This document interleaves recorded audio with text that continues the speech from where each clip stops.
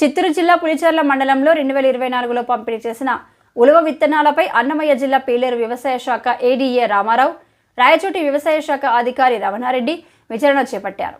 పులిచెర్ల వ్యవసాయ శాఖ కార్యాలయం కల్లూరు రైతు భరోసా కేంద్రంలో అధికారులు విచారణ చేపట్టారు. రైతులు ఎన్ని కేజీలు విత్తనాలు తీసుకున్నారు, నగదు ఎంత చెల్లించారు, పంట వేశారా లేదా, పంట వేసి ఉంటే ఎంత దిగుబడి వచ్చింది అని రైతుల నుంచి ఆరా తీశారు. ఈ సందర్భంగా అధికారులు మాట్లాడుతూ ప్రభుత్వం తక్కువ ఖర్చుతో ఎక్కువ లాభం కలిగించే విధంగా ఉలువలను సబ్సిడీపై రైతులకు అందజేస్తున్నారని, ఈ అవకాశాన్ని రైతులు సక్రమంగా ఉపయోగించుకోవాలన్నారు. విచారణ నివేదికకు ఉన్నదా అధికారులకు పంపడం జరుగుతుంది అని వారు తెలిపారు. ఈ కార్యక్రమంలో మండల వ్యవసాయ శాఖ అధికారి హరిప్రసాద్, రైతు భరోసా కేంద్ర సిబ్బంది, రైతులు పాల్గొన్నారు.